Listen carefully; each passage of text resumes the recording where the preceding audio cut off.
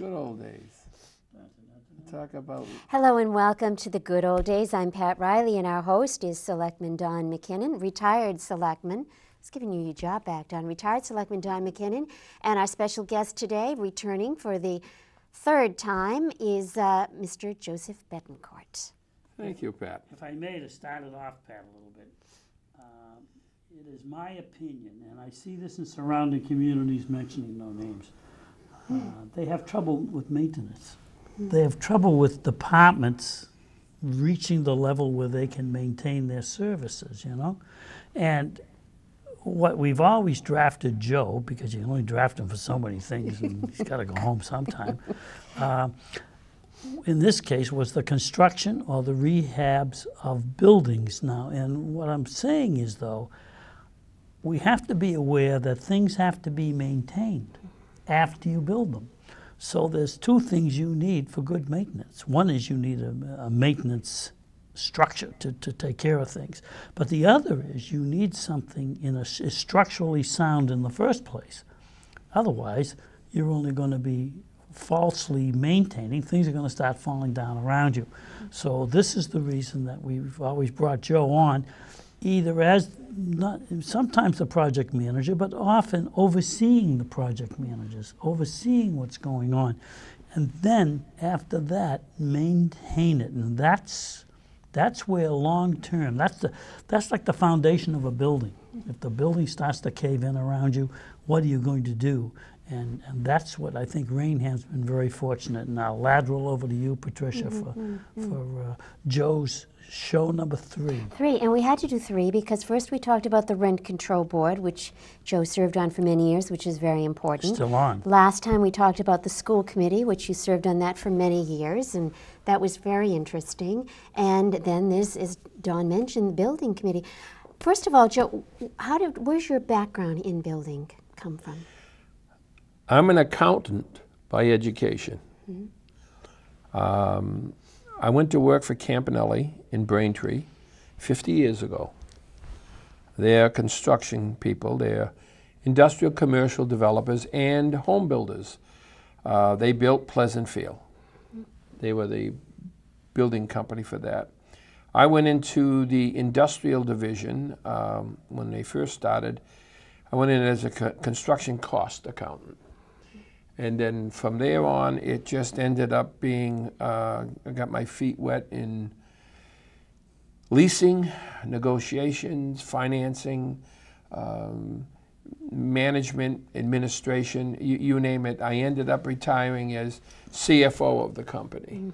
So that I've got 50 years of experience. I worked with people who were civil engineers, structural engineers, architects, so that along the way you pick up an awful lot of general knowledge, not necessarily specific about things, but a lot of general knowledge.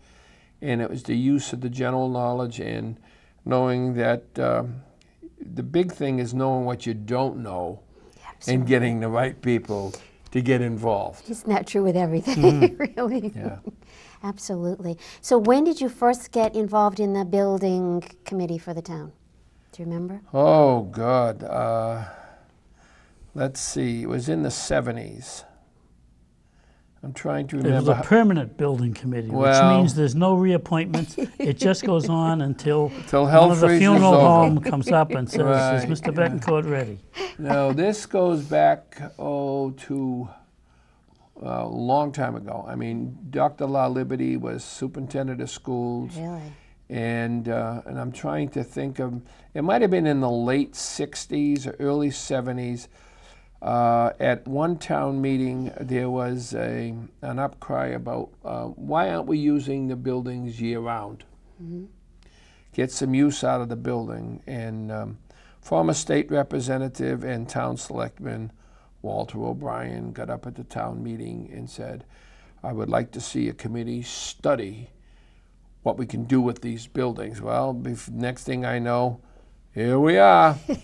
I got cornered. I got on the committee. I had a few people, and actually there's Some still about. Name them, Joe. Well, there's a couple of them that are still alive. Let's put it that way. One of them's going to retire this year after the final season. Yes, that was right. But he didn't continue on with the No, program. but I'm saying he was one of the He was original. there. And we did a study, and we spent the whole year looking at the buildings, finding the plans, and knowing who to call. I called a friend of mine. I lost a lot of friends over the years for doing this. Called a friend of mine, and I said, here's what I got. And I said, I need to get an idea of what it would take to utilize the buildings. Now, the first thing that comes to mind is you have to air condition the building. No, the buildings aren't air conditioned. So he was a specialist in air conditioning. He looked at the 3 little schools. He looked at the Merrill. He looked at the La Liberty. And back in the early 70s, whenever the time was, he came up with a number that's in the range of maybe $6 or $8 million. So our feeling was that the town wasn't going to spend $8 million to air condition the schools. And we were at a town meeting, and we gave our report. And Walter O'Brien got up and chastised us for not, and that's what he did. He chastised the committee for not examining other potential uses and other alternative things that we could do. And I proceeded to get my dander up, and I stood up, and my rebuttal was, you gave a specific charge, and I quoted what he had said at the town meeting, and the town meeting voted. I says, and that is what we did. We didn't pursue beyond that because that wasn't our charge. So we did what you asked us to do. Now you said it wasn't wrong, then maybe you should have done it yourself. No. Always the diplomat, Pat. Yeah. Yes. But one thing you never do is you never, you know, beat up on volunteers. Oh, I know. And that sat for a long time, a very, very, very long time, until into the mid-90s, when the guy to my right here said, we're going to do a capital planning for the town and activate your committee and see what you can do, what we can do with the schools. So we started, and we spent probably 3 years doing the study on it, and then it was 95 when we made our recommendations about what we could do. And because the state was willing to put money into it, we realized that original purpose was to discontinue the use of the 3 small schools. Right. And that meant we needed a particular size elementary school. And the more we got into it, the more we thought about it, the more we looked into it, we said, you know, if we make kindergarten, 1st and 2nd grade state-of-the-art, what happens to the rest of the system? So we then altered our approach and said, let's start from the top and shake down. Let's build a brand new middle school. The school committee at the time was thinking middle school format. Let's build a brand new middle school, enough to take the kids in, have enough room for expansion, and then rehab La Liberty, rehab the Merrill, close the 3 small schools, rehouse all of our students. Instead of building a brand new school for K1 and 2, we built a brand new school for 8, 7, 6, 5. Okay? And that evolved, and the rest of it basically is history. We were going to go over to the Borden colony. That didn't pass, and then we found this piece of land, and we proceeded. And this building, as we sit today, is 11 years old. And it's incredible. I mean, it's a beautiful building, and I happen to drive around. You don't always appreciate it. You just come in, drive around it. It's still a state-of-the-art, beautiful facility. Well, we had a lot of landscaping we put in, and as landscaping matures, it adds an awful lot of beauty to the building. As I said to you when we were coming in, we had a whole planting out by the flagpoles of blueberry bushes. Didn't survive. It was too bad because our intent was to have the bushes available so that if people wanted to pick blueberries, or even the kids, they would be there, but they didn't survive. And then, of course, the following year in 2002, we had finished the rehab of La Liberty. In 2003, we finished the rehab of the Merrill. And that put the entire school system on its present path. Absolutely. And then were you involved in the high school building committee as well? Don't get him going on that track. You'd be sorry. We'll need another hour. At the time, Reluctantly? it started. Gordon Luciano and Mr. McKinnon approached me to be on the be on the high school building committee. I had a statement that I made to them that I can't repeat in public, especially on the record, but that I would give them 1 year, and I would get it to the point where the school project could go forward.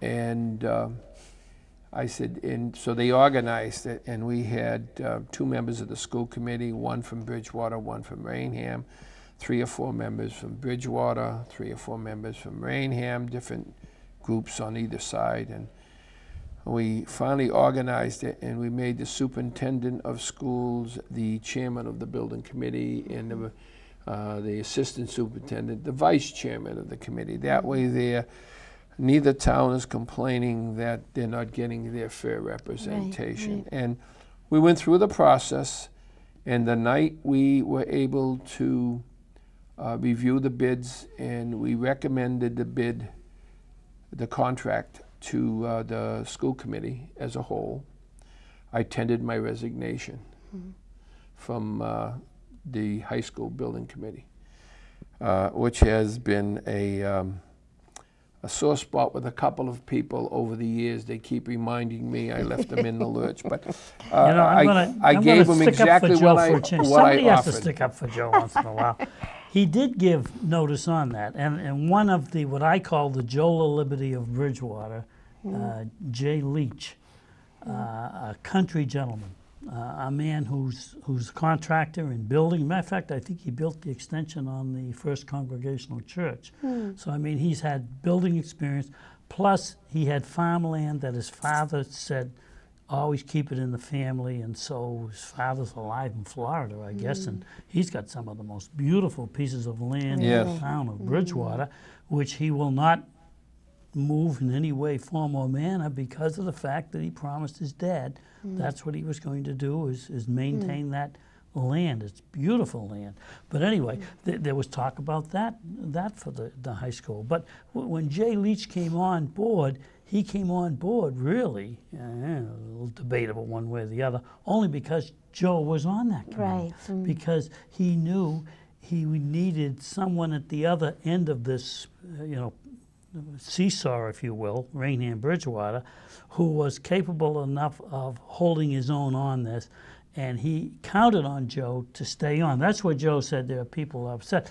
But Joe was up front with him originally. I said, Jay, Joe said to you originally, once it reaches a certain point, that's what he did. He set the table. Right, right. It was up to the rest of us to bring it to culmination. And so, has he ever? He's forgiven you though, hasn't he, Joe? Oh yeah, he took me out for coffee and donuts There one you night go. after a meeting. There you go. He mumbled a couple of times about it, but Did he pay? He realized, yes, he did. He did pay. He Okay. treated me. All right. I see him occasionally, and he's very cordial, and he understood. He wasn't coming on the committee unless I was going to be there. That's right. what we went to lunch with Dr. Gerhardt. Gerhardt was the sneak that put the two of us together. Yeah. Gerhardt was, I don't say he didn't get the credit he was deserved, but he deserves a lot of credit, Gerhardt, because he was the culmination of the plan to rehab the Merrill and the La Liberty and build the middle. And then he retired, and he's still active in some activities. He's a superintendent at PCC. Yes, he is. But he got bathed in hot oil when he was doing the high school at the new BR High School in the renovations. He got into that, and behind the scenes, he and I would have coffee and we'd have breakfast occasionally. And he'd come up with some problems, and I'd give him some suggestions as to how you could get around it. If you talk to him directly, he'll give you a different side of the story, one that I won't put out, but he would put out. But he put everything in motion. And of course, he retired, and Bob McIntyre was superintendent. And Who was a good guy. Bob he was, and he was a great member of the team. He Good understood what was going on, and that was fine. He's going to retire. I think he did retire as of June. He did from Barrington, right. Right. Nice guy. But then we finished the three schools, and then We had other projects for you here in Raynham, but before we leave this, Don, I do want to mention that Joe underestimates, I think, his involvement in this, because even after all the planning, while the project was ongoing, you kept a watchful eye on it for the town of Raynham. well, you know, I had a little more time than other members of the committee. I mean, I had a fantastic committee to work with. You know, people like Teddy Sargent on the finance committee. We could talk about different things, and I said, Teddy, how's this going to float with the finance? And he'd give us some idea about it, and it would work. And John Noblin and Frank Campbell, I mean, two guys around town have done an awful lot for the community in many different ways. A lot of people don't understand what they do. Bill Lewis is on the committee. I mean, Russ Martirano on the committee. And then, you know, because our committee was so small, they felt that it needed to be expanding to actually get it to happen. And they put Betty Thompson on because she had to represent the seniors. And then Rick Seifer, he had to come on because he was a voice against it, but he was really in tight with Gordon Luciano. So that was Gordon's man on the committee, and it worked out very well. I used to call Gordon, I says, if your man hasn't reported yet, here's what happened. And he'd laugh with me. And we developed a very good relationship. But Betty sat on the committee, and then she finally resigned. She said, you guys are doing a good job. I don't know why I'm here. Right. Well, once everything gets started, the committee worked at one heartbeat. There was honestly no dissension at all. We all knew what the focus was, all where we wanted to go, and they were more than willing to let me be the big mouth in the face up front, because I talk a lot. I got a big bellowing voice, and I make people, sometimes I intimidate people to get things done. And we did, and I'm only successful because I had a committee that was supportive and worked. And you can't give all the praise to the committee or to Joe Bettencourt without giving the praise to the Board of Selectmen who were there with us every single step of the way. Anytime we had a problem, first call was to the chairman of the Board of Selectmen, second call was to the second member, third call was to the third member. Talked to the chairman of the finance committee. They knew exactly what the problem was, had a dollar value for them. This is what we're going to have to do. You gotta, you know, what can we do? The biggest one that we had was the asbestos. Specifically, we're not in this building, but specifically in our Liberty and Merrill when we got into it. And because it was one of those things that you had to take care of immediately or you couldn't get in the building, here's an extra. You guys got to find the money. Well, you put it off until, you cannot put it off. Right. I've got to spend $125,000, get it out of there, and you're going to have to make sure I've got that money to pay the bill. And they did. So, I mean, it was a community effort. You can give, you know, you can say I did an awful lot. I might have stirred the wagon, made sure it went in the right direction, keep beating the horses to keep the things moving. But if it wasn't for the selectmen and the people on the finance committee and the building committee, these things would have bogged down. We were very fortunate. There's an important thing now beyond that, Joe, would be when we moved from what was the town hall over to the new town hall, which you were active on that. And then also now there's the word I started with, maintenance, which is there's going to be corrections for the kitchen and all in the fire department area, and a new roof down at the highway garage. And all these are difficult things to approach because, as I've said, administrative people hate to address maintenance. They build it and that's it. But then there is what's left afterwards. Joe, comment a little bit on the fire department and on, of course, the new town hall and then the highway garage. Well, the town hall was, when you had the old town offices on Orchard Street, you were crowded, cramped. You didn't have any room or anything. And the big problem was, what are you going to do with the Sullivan once they left out of there? The police department worked in there for a while. So what are we going to do? Can we raise the money? Yeah, all right, we've got the money. We got the building.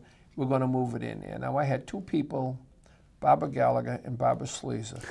They constantly called me, what are we going to do with something? Can we save the Sullivan? Can we save the Sullivan? Yeah. I said to Barbara Sleazer, you give me $500,000, I'll name the cupola after you. And Barbara Gallagher, you give me $500,000 and I'll put a nice picture window in there and it'd be, they'll call the Bob. And they just looked and they kind of stuttered. I said, it takes money. Right. Yeah. It happened. We got the money, we did the rehab, and it came out very nice. We were very fortunate. A lot of things fell into place. Beautiful building. We saved a nice building. As far as the fire department was concerned, being the old town offices, I made a comment to the Board of Selectmen, the building needs maintenance. I said the whole building should be pointed. The brickwork should be pointed. The roofs need to be done. Yeah, okay, yeah, boom, boom, boom. The fire department has lived for a number of years in violation to their own code. Their problem was they needed a decontamination room they didn't have. They needed storage space. We had proposed a renovation of the whole building for the police and fire. Right. Chief Pacheco, in his eagerness, cut a hole in the wall, moved into the town offices. Pacheco wouldn't do that. Just a minute. Used it, and it was wonderful. Now he says, what are you going to do? I says, I can't sell the people of the town of Raynham on a $4 million rehab of a building that you're occupying. If you stayed where you were, I could say we can't get in there without doing the following. But we had to do something with the fire department. They had a problem. And we got $75,000. We went in, we built them a new kitchen. We cleaned up an area. We opened up a room for storage that they needed desperately. And we gave them a decontamination room that they needed desperately. And in the process, we found leaks in the roof that we fixed. And again, hey guys, you need to do something on the roof. We don't have any money. We don't have any money. We don't have any money. Well, you know, last year we were at a meeting, and Finance Committee indicated that they got some money back from something that they didn't, you know, anticipate. And it was going into, I said, hello, your roof. And actually, we put a new roof on the building. 95% of the building, brand new roof. The roof that on the old town offices was in such disrepair. I mean, it couldn't believe how bad it was. And on the fire department, it was leaking in a number of places. Now they've got new insulation, a new roof. They should be fine. They should save money on energy too because of a new roof. Excellent. But you know, it's that type of thing. And you're going through it right now with the state on the possibility of putting 2 new roofs on La Liberty and the Mellow. And that's looking very good, by the way. And it's a situation that when we did the rehab, we fixed the roofs to a point to give it a 10-year life. Surprising, it's 10 years. I know, amazing. Okay, now you have an opportunity to redo the roof. Now, the biggest problem was that the way the numbers came out, and the state said $15 a foot, which is like $1.4 million. and then our share was 45% of that. But it isn't going to be $15 a foot. Again, I called a friend who's not going to talk to me anymore, who came down, walked on the roof, and did a very quick summation of what it is and what needs to be done. And I'm sure that in the final analysis, the town's going to have to come up with somewhere around $400,000 in that area and get the 2 new roofs on. That's a good deal. And of course, the biggest problem is that the state needs it all done by I don't know what the heck August is it. 31st of next year, I think. I think it's October 1st of 2013. Yeah, so it would have to be done during the summer, obviously, when the kids aren't in yeah, school. and I talked to Randy about the possible way of financing it, but he doesn't like my creative accounting. You got to wait for him to go on vacation, Joe. This is what we do. Yeah, well, the thing with it, Don, if we He's out in the boonies walking with if we boots. knew we needed $400,000, the town can't come up with $400,000. Okay, well, we're in fiscal 2013 right now. Special town meeting, allocate $250,000, and then put on the article for 2014, the balance of it, say $200,000. Okay, the work gets done in the summer. The guy's got to have 2 crews because he's got 2 roofs to do. Right. Gets done in the summer. State's happy. State pays us. We pay off the rest of the stuff, however it's done. Or, as I said to Randy, you do not explain to the people adequately enough that 2.5 has 3 levels. One, it's 2.5, that goes on forever. Right. One is capital, that's for the term of the note. 20-year bond, it's debt exclusion. 20-year bond, 25-year bond. One is for a 1-year shot, and you can do that. And that's how you do the roofs. And I said, you got to be creative, Randy. You got to be able to tell the people, yes, it can be done. And I think it can be done, and it probably should be done. Because now you put it away for 20 years. Right, exactly. And we sit down with finance too, Joe. Yeah. They're the ones. And capital campaign, the capital planning and finance, and they go along with it, and the school department gets it done. Right. Well, I was shocked when we toured it recently at the extent of the leaks, because it really is a safety issue. It's been a long time. Obviously, we had rain, monsoon type rain just before, but there were buckets everywhere and tiles and taking and that's not right. It's really at a point where It's not right. needs to be done. That's a matter of health. Yeah. It can exactly. be. Exactly. It can be. Yeah. So. Excellent. Well, my Well, goodness, anyway, look at they're this. coming down Wow. to the wire. Isn't this something? That's 3. We'll never do another 3, A Pat. trilogy, the Joe Bettencourt trilogy. That's the only one we'll do 3. Because The Joe's 3 Stooges. because Joe's 3 different people. That's right, exactly. Exactly. And we've But, covered them all. You Though. know, Dawn, I recently spoke with somebody who had lived in Raynham a couple years, had lived in other communities. He said, what is it that's about Raynham? It's really an incredible community. And we have so many people like Joe that have excellent background experience, and they donate their time for the town. And it's different pieces of the committees. puzzle. The puzzle has to Exactly. come together, and it's Joe and a few other people who are the maximum volunteers who put these pieces together, and there it is, and the town's in good condition. And we're not yelling at each other, and we're working well together, and we all like each other. Joe says that not to, these people are still talking to Joe, including Jay Leach is still talking. He even paid for a coffee. If Jay Leach pays for a coffee, you're in good terms. Listen, it's a team effort. Well, and that's There is key, no too. I in team. That's been said many times. And as successful as our committee has been, a great deal of that success is the result of the man sitting to my right and his cohorts that sat in the selectman's office, because we had a number of different selectmen, and we Well, are the trick, thankful for it. Joe has said, the trick is to know what you don't know. Right. And I am so blessed to know so little that I delegate everything. And that's what I've been doing over the period of the 30-some years, that it's delegating to the right people, though. Give it to the wrong people. Exactly. You got real And you know trouble. what, Don, we are just about out of time, so I think we're going to Da-da-da, wind up this da-da-da. Good Old Days segment, this section, and we will thank you very much, Joe. Thank you, Joseph. For being with Thank us once you again. for inviting me back. And Don, we'll be back on our next episode. We sure will. Ask everybody to join us for our next episode of The Good Old Days. Pat doesn't want to sing that song with me. That's